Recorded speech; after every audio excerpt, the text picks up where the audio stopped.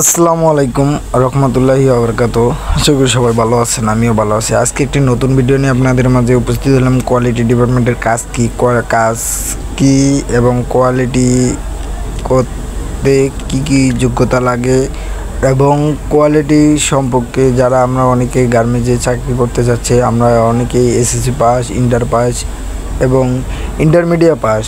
আমরা তো গার্মেন্টসের কোনো দক্ষতা আমাদের মাঝে নেই।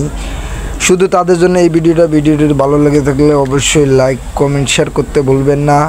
আর একটি কথা না বললেই নয়, তবুও বলতে হয়, আমার যে ইউটিউব চ্যানেলে ভিডিওগুলো দেখছেন, ভিডিওগুলো যদি ভালো লেগে থাকে অবশ্যই লাইক কমেন্ট শেয়ার করে এবং বন্ধুদের মাঝে দেখার সুযোগ করে দেবেন।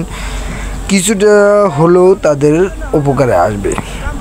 আসলে আমি আজকে দাঁড়িয়ে আছি এক টেবিল কোয়ালিটির কাছে। টেবিল কোয়ালিটির কিছু সম্পর্কে আমি এই ভিডিওতে বিস্তারিত কথা বলবো।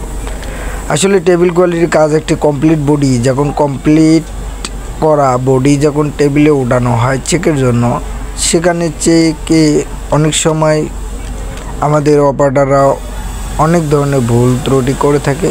টেবিল কোয়ালিটির দায়িত্ব হচ্ছে যে সেই ভুলটুকু সংশোধন করে এবং যার ভুল হয়েছে তাকে বলা, তোমার এই প্রসেসটাই এমনি হচ্ছে না, এটাই এমনি হবে। এবং অনেক হেল্পার যারা অনেক সময় গার্মেন্টসের নতুন হেল্পার আসে, তারা অনেকটা সময় অনেক কিছু বোঝে না, কোন প্রসেসের সুতার হয়ে গেছে সেই সম্পর্কে কথা বলা। এবং কোয়ালিটি শব্দের হচ্ছে মালের গুণগতি মালের সম্পূর্ণ কোয়ালিটি সম্পূর্ণ করাকেই কোয়ালিটি বলা হয়।